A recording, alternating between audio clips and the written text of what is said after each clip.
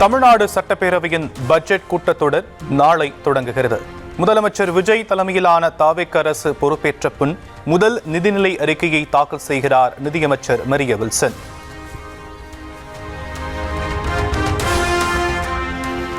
முதலமைச்சர் விஜயின் தேர்தல் வாக்குறுதிகளை நிறைவேற்றும் வகையில் பட்ஜெட்டில் அறிவிப்புகள் வெளியாகும் என தகவல். மாணவர்கள், குடும்ப அட்டைதாரர்கள் உள்ளிட்டோர் பயன்பெறும் திட்டங்கள் அறிவிக்கப்பட வாய்ப்பு.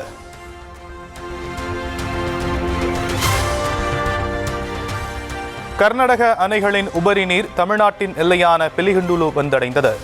வறண்டு காய்ந்து கிடந்த ஒகேனக்கல் அருவிப்பாறைகள் நனைத்து கொட்டிய தண்ணீர்.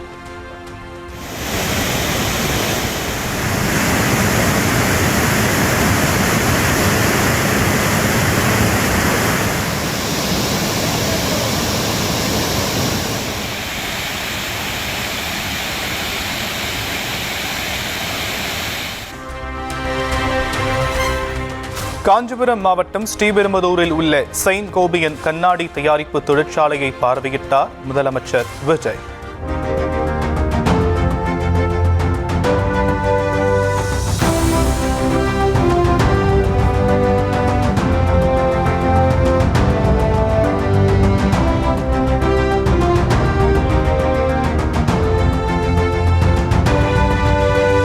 தமது வருகையின் நினைவாக தொழிற்சாலை வளாகத்தில் மரக்கன்றையும் நட்டு வைத்தார்.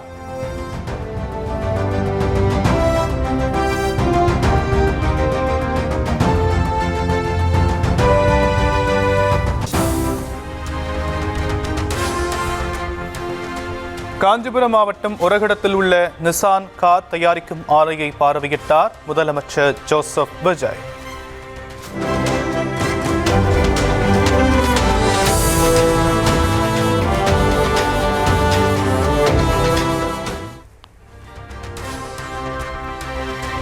கார் தொழிற்சாலையின் ஒவ்வொரு பிரிவையும் நேரில் சென்று பார்வையிட்டு கேட்டறிந்தார்.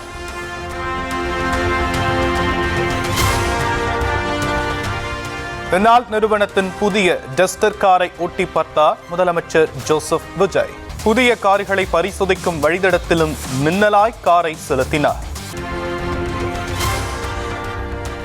ஒரகடத்தில் உள்ள சிப்காட் திட்ட அலுவலகத்தை ஆய்வு செய்தார் முதலமைச்சர் விஜய்.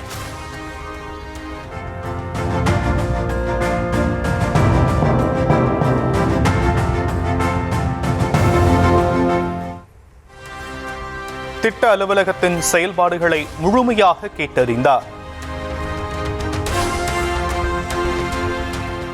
தொழிற்சாலைகளில் ஆய்வுக்காக வந்த முதலமைச்சர் விஜயை வாழ்த்த காத்திருந்த தொண்டர்கள்.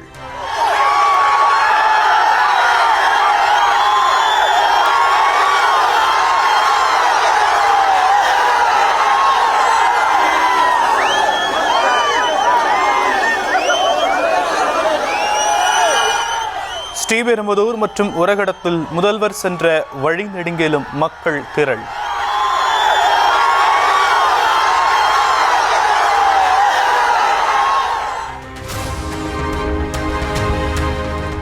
எதிர்க்கட்சித் தலைவர் உதயநிதியை கண்டித்து மாநிலம் முழுவதும் இன்று தாவேக ஆர்ப்பாட்டம். தஞ்சை ஆர்ப்பாட்டத்தின் போது இரட்டை அர்த்தத்தில் இழிவாக பேசியதை மக்கள் முன்பு எடுத்துரைக்க கட்சியினருக்கு அறிவுறுத்தல்.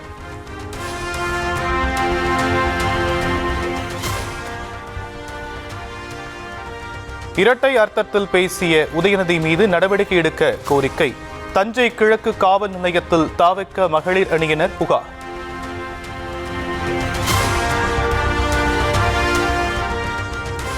எதிர்க்கட்சித் தலைவர் உதயநிதி மீது தேசிய மகளிர் ஆணையத்தில் தாவேக புகார்.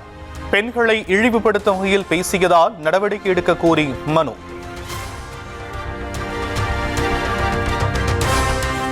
எதிர்க்கட்சித் தலைவர் என்ற மிகப்பெரிய பொறுப்பை உணராமல் உதயநிதி பேசியிருப்பதாக அமைச்சர் ஆனந்த் கண்டனம்.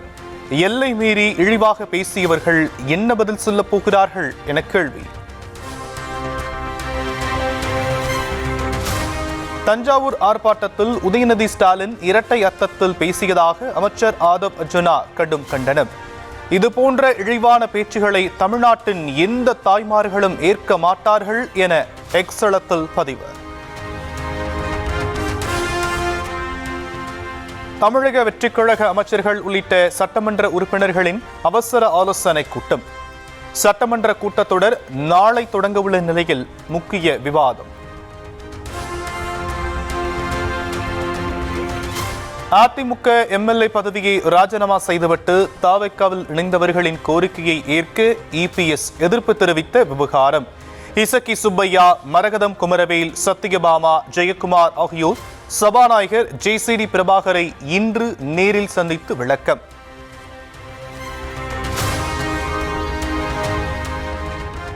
நீட்டை ஒழித்துவிட்டு 12ஆம் வகுப்பு மதிப்பெண் அடிப்படையில் மாநில ஒதுக்கீட்டு இடங்களை நிரப்பும் உரிமை வேண்டும்.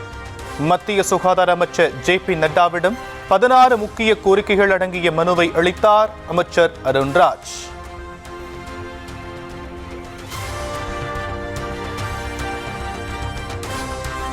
எம்பிபிஎஸ், பிடிஎஸ் உள்ளிட்ட மருத்துவ படிப்புகளில் சேர்வதற்கான கலந்தாய்வு இன்று தொடங்குகிறது.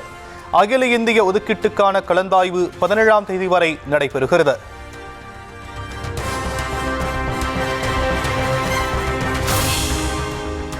மதுரை மீனாட்சி அம்மன் கோவில் தொடர்பான அறக்கட்டளை நிலங்களை முறைகேடாக பத்திரப்பதிவு செய்த வழக்கு. கரம்பக்குடியைச் சேர்ந்த ராஜ்குமார், உசலமட்டி இளையராஜா ஆகியோரை கைது செய்து மத்திய குற்றப்பிரிவு போலீசார் விசாரணை.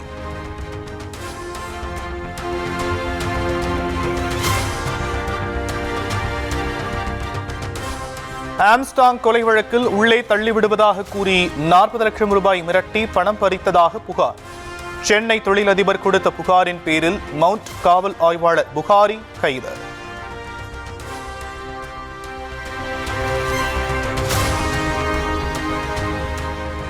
தொழிலதிபர் மிரட்டப்பட்ட விவகாரத்தில் இன்ஸ்பெக்டர் புகாரி மீது பணம் பறித்தல், ஊழல் தடுப்பு உள்ளிட்ட 3 பிரிவுகளில் வழக்கு பதிவு. மேலும் சில காவலர்களுக்கு தொடர்பு இருப்பதாக கூறப்படுவதால் போலீசார் தீவிர விசாரணை.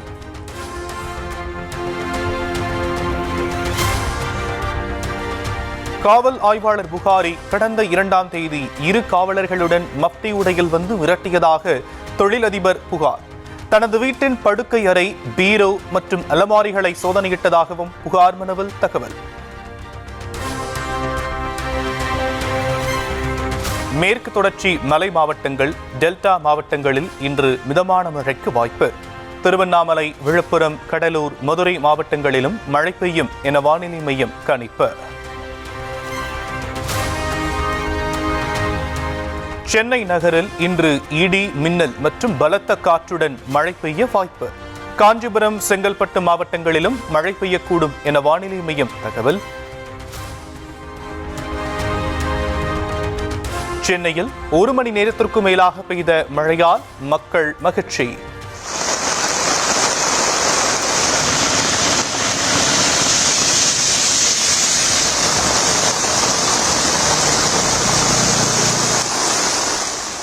வேலூர், கள்ளக்குறிச்சி, திருவாரூர் உள்ளிட்ட பல்வேறு மாவட்டங்களிலும் இரவு நேரத்தில் பலத்த மழை.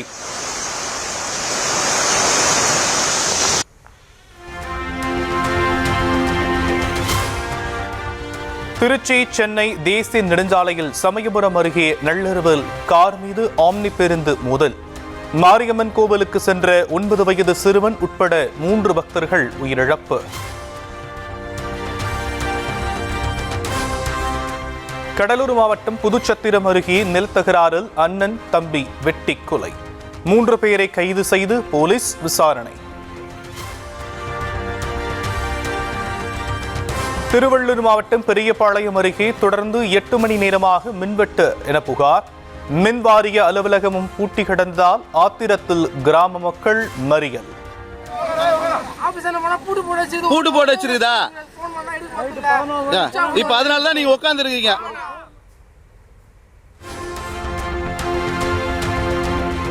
திருப்பத்தூர் மாவட்டம் மண்டலவாடி சர்வேஸ்வரர் கோவிலில் தெப்பத் திருவிழாவில் விபரீதம். மரக்கிளையில் மோதி தெப்பத்தின் மேற்பகுதி கீழே சரிந்ததால் பரபரப்பு.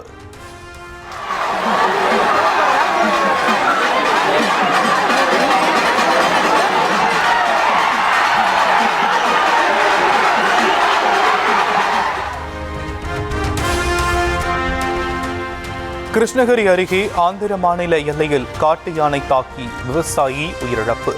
வனத்துறையை கண்டித்து உடலை சாலையில் கிடத்தி நள்ளிரவில் மக்கள் போராட்டம்.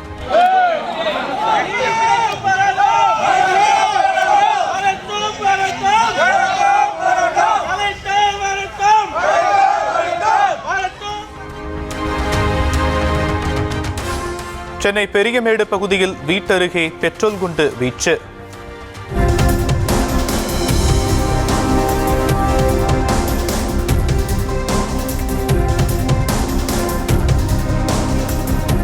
இரு சக்கர வாகனத்தில் வந்து தாக்குதலில் ஈடுபட்ட 3 பேர் யார் என போலீசார் விசாரணை. பிரபல மதுவகையான ஓல்மாங் ஓல்காஸ் ரம் விற்பனைக்கு தடை. ரசாயன செயற்கை சுவையொட்டிகளை பயன்படுத்தி தயாரித்தது கண்டுபிடிப்பு. பிரதமரின் பதிவு முடக்கப்பட்ட விவகாரத்தில் நாடாளுமன்ற நிலைக்குழு உறுப்பினர்கள் முன்னிலையில் கூகுள், மெட்டா நிறுவனங்களின் பிரதிநிதிகள் ஆஜர். சமூக மற்றும் டிஜிட்டல் ஊடக தளங்கள் மற்றும் அவற்றின் ஒழுங்குமுறை குறித்து ஆலோசனையிலும் பங்கேற்பு.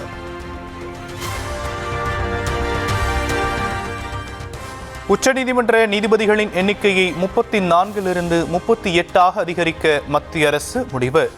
குரல் வாக்கெடுப்பு மூலம் மக்களவையில் மசோதா நிறைவேற்றம்.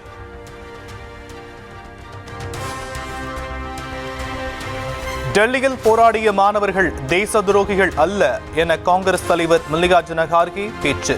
பெல்லட் துப்பாக்கிச்சூடு மற்றும் தடியடி நடத்தியதற்கு பிரதமர் மோடி மன்னிப்பு கேட்க வேண்டும் என வலியுறுத்தல். LICயில் 2.5% பங்குகளை ஒரு பங்கு 383 ரூபாய் விற்பனை செய்ய மத்திய அரசு முடிவு.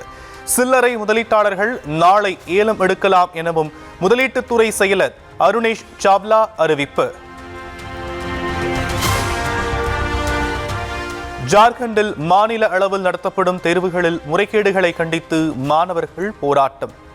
ஆயிரக்கணக்கான மாணவர்கள் பதாகைகளை ஏந்தியும் செல்போன் டார்ச் அடித்தும் கோரிக்கைகளை வலியுறுத்தினர்.